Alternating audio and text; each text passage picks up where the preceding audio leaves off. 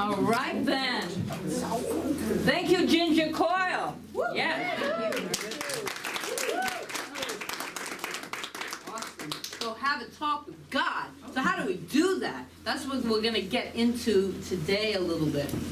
So this day we are going to begin to make, we've been doing it all month, and we're going to begin again to make a connection with our sacred selves, with that divinity within us, that aliveness that is within us, that knows all, that is all. And as Mary's reading so beautifully stated, this divinity is absolutely supporting us all the time.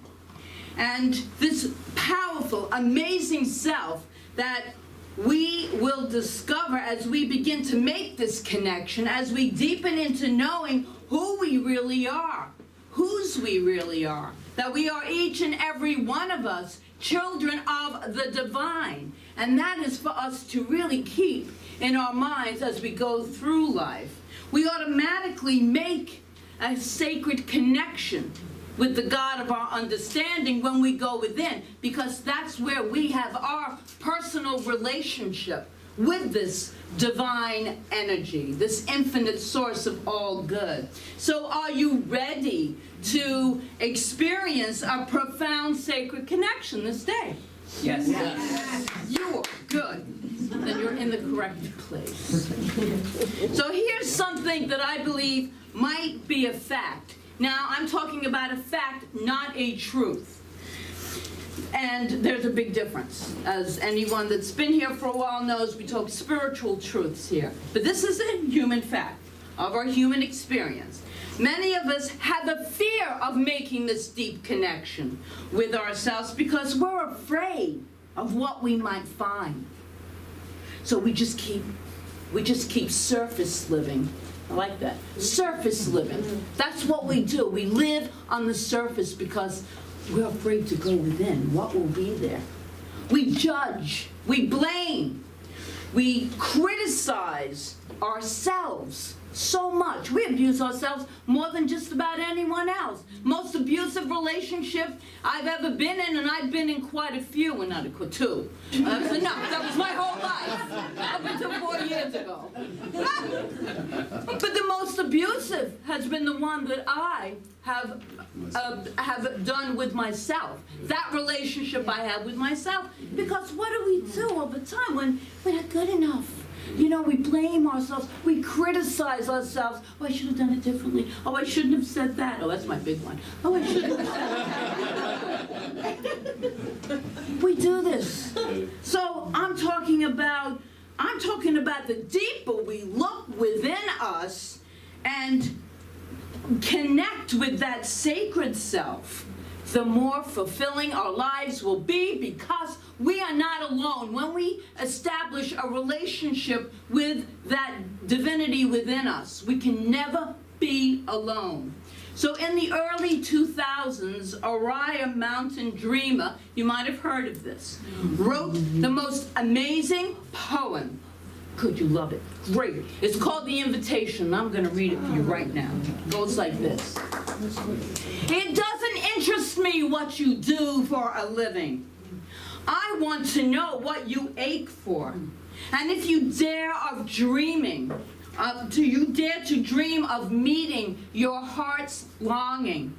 It doesn't interest me how old you are. I want to know if you will risk looking like a fool for love, for your dream, for the adventure of being alive. It doesn't interest me what planets are squaring your moon. I want to know if you have touched the center of your own sorrow, if you've been opened by life's betrayals, or if you've been shriveled and closed from further pain. I want to know if you can sit with your pain, mine or your own, without moving to hide it, or fade it, or fix it.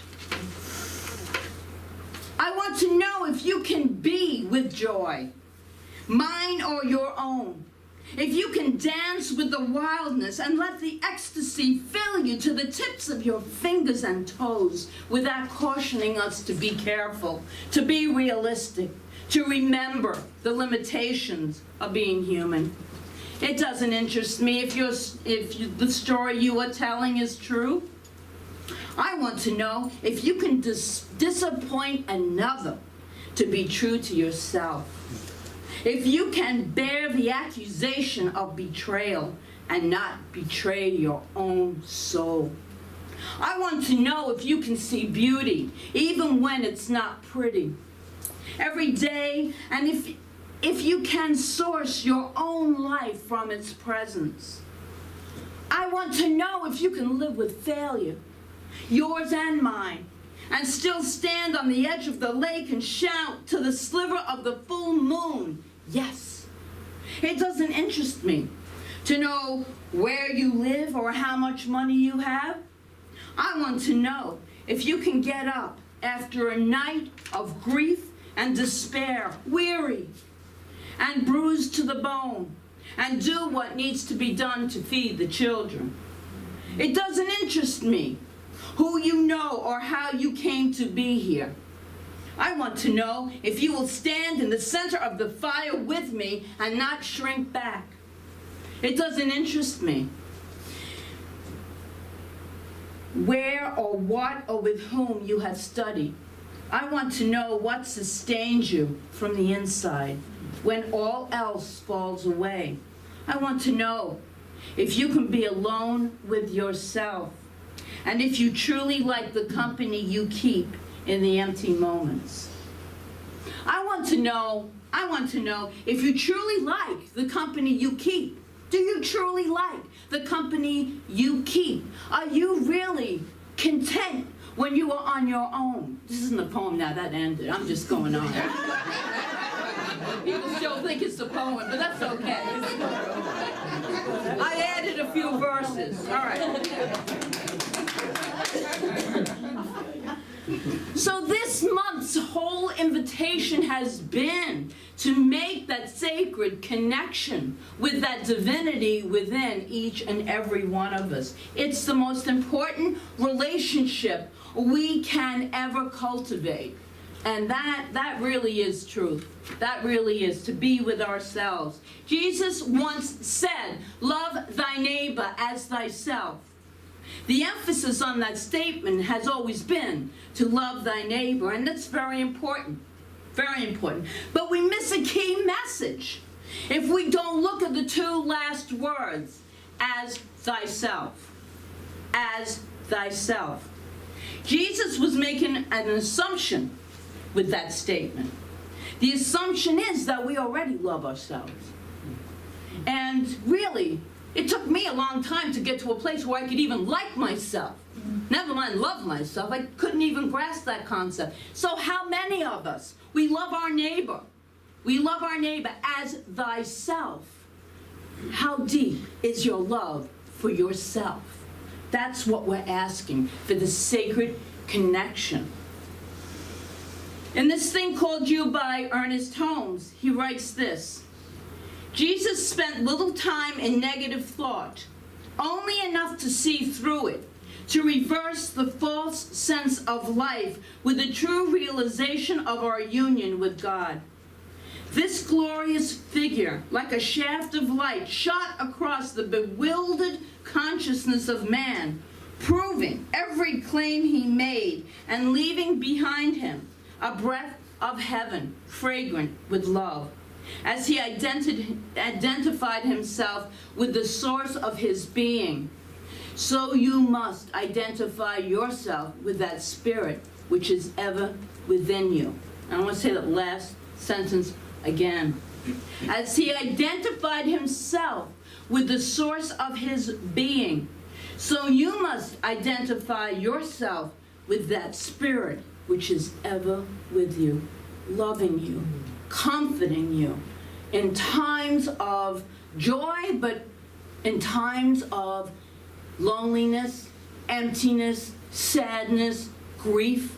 It's there the whole time when we cultivate that relationship with it. we really get to know who we really are. It's a great gift. It's the greatest relationship. But I find that we may give lip service to this idea. And that is not what we identify with. No, we identify, tell me if I'm wrong, we identify with our mistakes, our flaws, our fears, our beliefs that we are inherently bad. There is something wrong with us, inherently bad.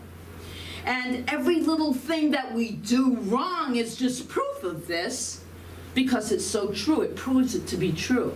So you see how our thinking cultivates more of the same failure, the same kinds of thoughts that don't leave us feeling happy and good.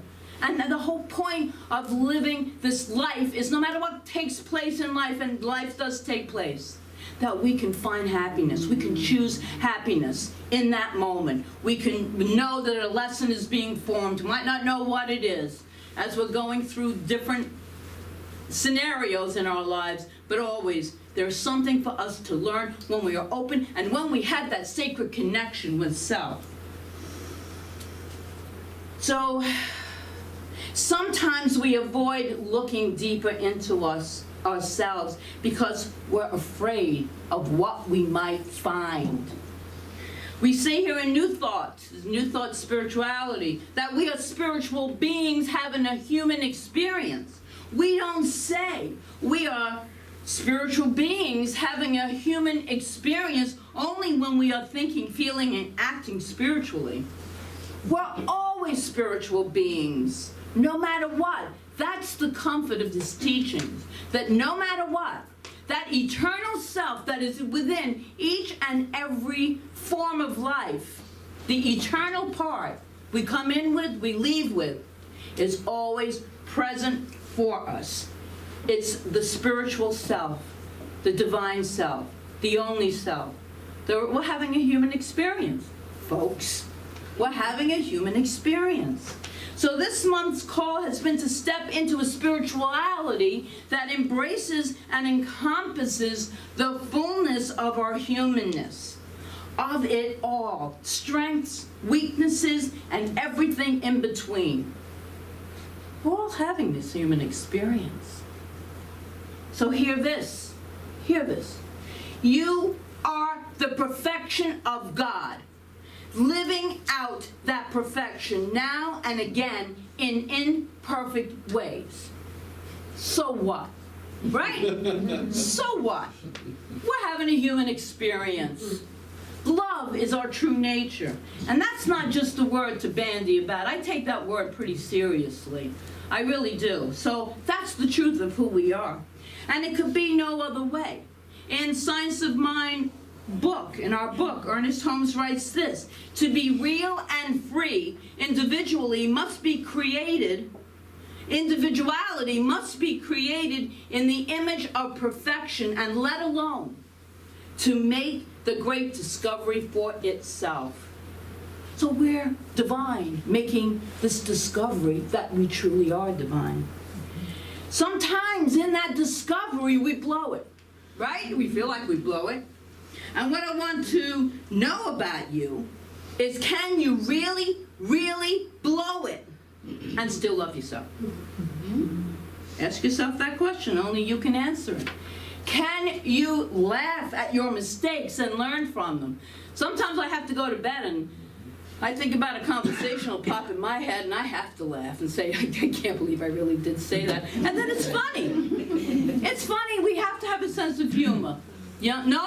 Absolutely. I mean, this is like, really, we have to laugh. Laughter is good. Can you rise up again and again and again? It's what we say, taking that step by step, one foot in front of the other, and you know, get through the hard times, but then arrive at the joy. Be in the joy. Because that is the truth of our nature, and we are in total alignment when we live in joy. Michael Jordan, arguably one of the greatest basketball players yet to come on the scene, once said, I've missed over 9,000 shots in my career. I've lost almost 300 games. 26 times I've been trusted to take the game-winning shot, and I missed. I've failed over and over again in my life, and that's why I succeed. We learn, we move past it. We put that one foot in front of the other, and we keep moving ahead. That's our choice. Or we can stay shriveled back by it and think of ourselves as complete failures, not good enough to do anything. We have choice. The other question to ask yourself is, can I? Can I really move ahead when I feel like a failure? Hafiz, the great Sufi master, in his book, The Gift, wrote a poem called The Vintage Man. And it goes like this, short. The difference between a good artist and a great one is the novice will often lay down his tool or brush, then pick up an invisible club on the mind's table and helplessly smash the easels and jade, whereas the vintage man no longer hurts himself or anyone and keeps on sculpting light. And in this thing called you, again, Holmes writes, but it is only as you let go of the lesser that you can take hold of the greater. Only as you drop confusion that you can entertain peace. Only as you transcend doubt and fear that you can be lifted up to the hilltops of the inner life. The lesser that I invite you to let go of this morning, the confusion that I invite you to drop today, is the idea that our human foibles make us any less divine. They don't. This is the good news, folks. I think it's so reassuring. We can't screw up the divinity within us. Can't mess it up at all. It's there. You cannot harm, alter, change it in any way. Isn't that the good news? And we can never be less divine. Never. So here's your assignment, if you choose, for this week. Find someone you trust, who you really trust, who you really know loves you, and share with him or her a deep, dark fear or secret about yourself, something that you have been hiding, something that you might even be ashamed of, something that says to you that you are inherently flawed, bad, or stupid. Any of those kinds of self-talks. Tell them you want to do this so that you can release it, that you can let it go. You don't have to hold on to it, or it doesn't hold on to you any longer, so that you can see your divinity right in the middle of it. Tell them that their only job is to love you right through it. Find someone that you really trust and just tell them this. And they hold it in sacredness. And they don't try to fix it, and just hold love. Just hold love. And if someone asks you to do the same for them, take this as a sacred honor, because it truly is. And again, in this thing called you, Holmes says, your search is after something great enough to lose your littleness in. Something within you worthy of immortality and eternal expansion.